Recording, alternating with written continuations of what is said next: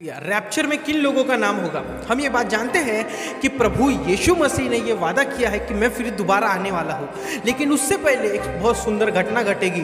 परमेश्वर की एक बहुत सुंदर योजना विश्वासियों के लिए जो यीशु मसीह के ऊपर यकीन करते हैं उन लोगों के साथ घटेगी। उसका नाम है रैप्चर। हम सब वहाँ उस रैप्चर में उठा लिया जाना चाहते हैं और परमेश्वर के साथ मिलना चाहते हैं, लेकिन मैं आपको बताना चाहता हूँ वो कौन लोग होंगे जिन लोगों का नाम रैप्चर में लिख दिया गया है। वो कौन लोग हैं जो लोग रैप्चर में पक्का उठाए जाएंगे। आज इस वीडियो में मैं उसी के विषय में आपसे बात करना चाहता हूँ। परमेश्वर के वचनों को आपके बीच में रख के इस बात को मैं आपको बताना चाहता हूँ। जरूर इस वीडियो को पूरा अंत तक देखिएगा।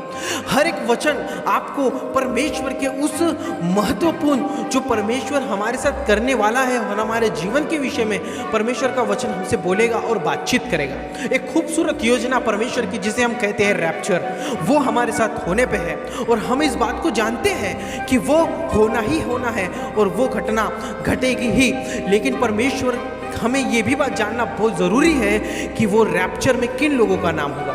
सबसे पहले मैं आपको कुछ वचन बताना चाहता हूँ। रोमियो उसका 12वां अध्याय वचन 2 इस प्रकार लिखा हो, और इस संसार के सदस्य न बनो, परंतु तुम्हारी बुद्धि के नए हो जाने से तुम्हारा चाल चलन भी बदलता जाए, जिससे तुम परमेश्वर की भली और भावती और सिद्ध इच्छा अनुभव से मालूम करते रहो। मतलब परमेश्वर का वचन इस प्रकार कहता है, और इस संसार के सदस्य न बनो। आज हमें चेक करना होगा, क्या हम इस संसार के सदस्य बन चुके हैं? क्या हम इस संसार के सदस्य बन चुके हैं? क्या हमें इस संसार में मज़ा आ रहा है? क्या हमें इस संसार में रहना और खाना पीना अच्छा लगता है? क्या हम परमेश्वर को कितनी अहमियत दे रहे हैं? ये बातें हमें जानना बहुत ज़रूरी है। अगर हम इन बातों को नहीं देखते, इन बातों को नहीं करते, या परमेश्वर के पास हम वैसे नहीं जाते, इसलिए वचन इस प्रकार कहता है कि परमेश्वर की भली और भावती और सिद्ध इच्छा अनुभव से मालूम करो। अगर हम संसार में रहेंगे, संसार की चीज़ों से प्यार करेंगे, तो हम परमेश्वर की इच्छा को मालूम कैसे करेंगे? क्योंकि हमारा शरीर वही बातें हमें दिखाता है जो उसे भाता है। लेकिन हमें वचन ये भी बताता है कि आत्मा शरीर के विरुद्ध और शरीर आत्मा के विरुद्ध है ना। जो बातें आत्मा को पसंद है वो शरीर को पसंद नहीं है, जो बातें शरीर को पसंद है वो आत्मा को पसंद नहीं है। आज हमें देखना होगा, अगर आपका नाम रैप्चर में लिखा गया है तो आप यहाँ पे नहीं पाए जाओगे। कहाँ पे? संसार में, संसार की वस्तुओं में, संसार की चीज़ों में, संसार के उस प्यास में जो कभी नहीं बुझती। गौर से इस वर्ड को सुनिएगा। संसार हमें ऐसी वस्तुएं देता है, ऐसी चीज़ें देता है जिससे हमारी प्यास नहीं बुझ सकती है। एक और वचन मैं आपको बताना चाहता हूँ, है ना, पहला कुरिन्थियों उसका 6वां अध्याय वचन 12 इस प्रकार लिखा हो, सब वस्तुएं मेरे लिए उचित तो है, परंतु सब वस्तुएं लाभ की नहीं। सब वस्तुएं मेरे लिए उचित है, परंतु मैं किसी बात के अधीन न हुआ, है ना, परंतु मैं किसी बात के अधीन नहीं हुआ। क्या आप किसी बात के अधीन हो? क्या आप मोबाइल के अधीन हो गए हो? मोबाइल के बिगुर आप रह नहीं सकते। मोबाइल को आपने इतनी इंपॉर्टेंट दे दिए हो कि आप बाइबल पढ़ना भूल गए, आप प्रार्थना करना भूल गए, आप चीज़ों को, है ना, परमेश्वर को हल्के में लेना चालू कर दिए। क्या संसार की चीज़ें, ये देखिए, संसार की चीज़ें आपके ऊपर ऐसे कार्य कर सकती है। जो आपका नाम रैप्चर में प्रभु यीशु मसीह ने लिखा है, उस नाम को कटाने में सबसे बड़ा अगर योगदान किसी चीज़ का होगा तो वो होगा ये संसार की वस्तुएं, संसार की चीज़ों से प्यार, संसार की चीज़ों से प्यार करना, है ना, उनमें मोह जाना। इस बातों को याद रखिए, ये सब चीज़ें परमेश्वर के उस महत्वपूर्ण और उस खूबसूरत गिफ्ट जिसे हम कहते हैं उद्धार, और परमेश्वर का उस खूबसूरत योजना जिसे हम कहते हैं रैप्चर में हम कभी नहीं उठाए जाएंगे। जो प्रभु कहता है कि मैं उस कलेश से पहले, परमेश्वर के क्रोध होने से पहले तुम्हें रैप्चर में उठा लूंगा। तुम्हें परमेश्वर के क्रोध का सामना नहीं करना पड़ेगा। तुम्हें एंटीक्राइस्ट का सामना नहीं करना पड़ेगा। तुम्हें इस संसार, इस पृथ्वी को जितना कष्ट पहुंचने वाला है, ये सारी कष्टों का तुम्हें सामना नहीं करना पड़ेगा। परमेश्वर का वचन इस प्रकार कहता है। एक और वचन मैं आपको बताना चाहता हूँ, रोमियो उसका 12वां अध्याय वचन 1 इस प्रकार लिखा हुआ है, इसलिए है भाइयों, मैं तुमसे परमेश्वर की दया स्मरण दिलाकर विनती करता हूँ कि अपने शरीर को जीविता और पवित्र और परमेश्वर को भावता हुआ बलिदान करके चढ़ाओ, यही तुम्हारी आत्मिक सेवा है। हमें कैसे चलाना है?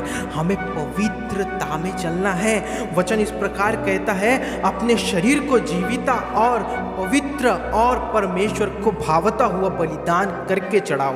मतलब हमारे शरीर को जीविता, हमारा शरीर मर कब जाता है? हमारा शरीर तभी मर जाता है जब हम परमेश्वर के विरुद्ध पाप कर लेते हैं, हम परमेश्वर के विरुद्ध गुनाह कर देते हैं, हम परमेश्वर के खिलाफ चले जाते हैं, हमारा शरीर मर जाता है। हम ऐसे पाप कर देते हैं जो परमेश्वर के नज़र में अशुद्ध है, हम अपवित्र हो जाते हैं और परमेश्वर को भावता मतलब क्या? हम परमेश्वर को कभी पसंद नहीं आते। ये दो काम अगर हम किसी गलती में पकड़े जाते हैं, जो हम ये कहते हैं कि कोई नहीं देख रहा है लेकिन परमेश्वर देख रहा होता है, अगर हम उस गलती में पकड़े जाते हैं तो परमेश्वर को, हम हमारे शरीर को, हमारे अंग को, हमारी आत्मा को हम कैसे परमेश्वर को भावता हुआ, है ना, परमेश्वर को भावता हुआ बलिदान करके चढ़ा सकते हैं। एक और वचन में आपको बताना, पहला कुरिन्थियों 6वां अध्याय 19वां वचन इस प्रकार लिखा हुआ, क्योंकि तुम नहीं जानते कि तुम्हारी देह पवित्र आत्मा का मंदिर है जो तुम में बसा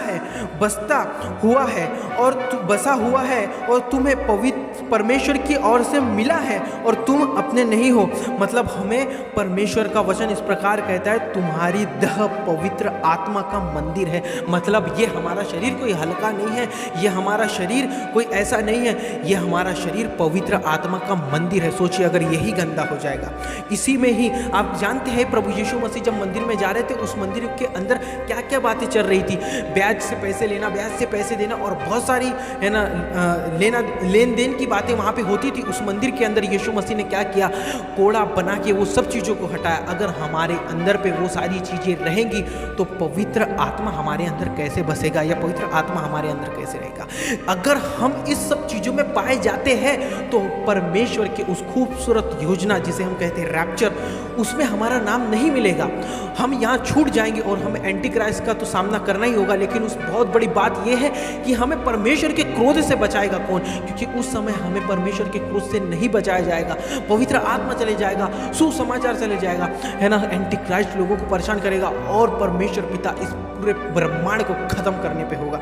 एक और वचन मैं आपको बताना चाहता हूँ, है ना, पहला कुरिन्थियों उसका 6वां अध्याय वचन 9 इस प्रकार लिखा हुआ है, क्योंकि तुम नहीं जानते कि अन्यायी लोग परमेश्वर के राज्य के वारिस न होगे। धोखा न खाओ, न वेश्यागामी, न मूर्ति पूजक, न प्रस्तिगामी, न लुच्चे, न पुरुषगामी, है ना। 10वां वचन, न चोर, न लोभी, न पियक्कड़, न गाली देने वाले, न अंधेर करने वाले परमेश्वर के राज्य के वारिस होंगे। अगर आप इस सब चीज़ों में, एक चीज़ों में भी अगर आप पाए जाते हो, शराब पीने में, वेश्यागामी में, मूर्ति पूजक में, है ना, या कोई भी चीज़ों में, चोरी में या गाली देने वालों में या पियक्कड़ वालों में, आप ये बात अपने दिमाग से निकाल दीजिए कि आपका नाम उस रैप्चर में लिखा हुआ है या आप उस रैप्चर में उठाए जाओगे। परमेश्वर का वचन साफ कहता है, क्या तुम नहीं जानते कि अन्यायी लोग परमेश्वर के राज्य के वारिस न होंगे? धोखा न खाना, धोखा न खाना। क्या का धोखा? ये धोखा, मैं शराब पी लूँगा, मैं रैप्चर में उठाए जाऊँगा, मैं प्रभु के साथ हूँगा, प्रभु मेरे साथ है, ये धोखा है ना।